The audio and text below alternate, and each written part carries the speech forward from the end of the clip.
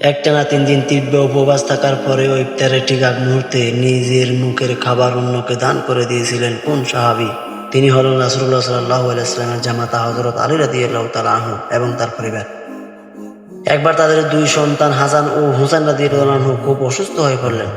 আলী ও ফাতিমা রাদিয়াল্লাহু তাআলা আনহু আল্লাহর দরবারে মানত করেন যে সন্তানেরা সুস্থ হলে তারা টানা 3টি রোজা রাখবেন। আল্লাহ তাদের সন্তানদের সুস্থ করে দিলেন। মানত পূরণ করতে হযরত আলী রাদিয়াল্লাহু তাআলা আনহু অনেক কষ্ট করে কিছু জোগাড় করলেন এবং ফাতেমা রাদিয়াল্লাহু তাআলা আনহা তা দিয়ে রুটি বানালেন।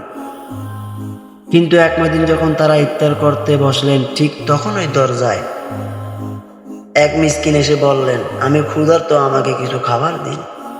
আলী রাদিয়াল্লাহু তাআলা আনহু নিজের ঘরের সব রুটি সেই মিসকিনকে দিয়ে দিলেন এবং নিজেরা শুধু পানি খেয়ে রাত কাটালেন। দ্বিতীয় দিন ইফতারের সময় এক এতিম এসে খাবার চাইল এবং তৃতীয় দিন এক যুদ্ধবন্দী এসে খাবারের জন্য আকুল আবেদন করল।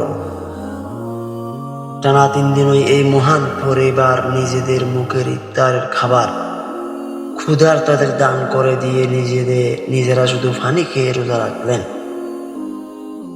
আলীর পরিবারের এই অবিশ্বাস্য ত্যাগ ও ক্ষুধা সহ করার দৃশ্য দেখে মহান আল্লাহ এতটাই খুশি হলেন যে জিবরাইল আলাইহিস সালামকে পাঠিয়ে পবিত্র কোরআনের সূরা আদ-দাহরের সূরা ইনসান 8 নম্বর আয়াত নাজিল করলেন, যেখানে বলা হয়েছে তারা আল্লাহর ভালোবাসায় ক্ষুধার্ত মিসকিন, এতিম ও বন্দীদের খাবার দান করে। সুবহানাল্লাহ। আল্লাহর প্রতি সাহাবীদের এই ত্যাগের মহিমা আপনার কেমন লাগলো কমেন্টে জানান এবং ভিডিওটি শেয়ার করে অন্য মুসলিম ভাইদের দেখার সুযোগ করে দিন।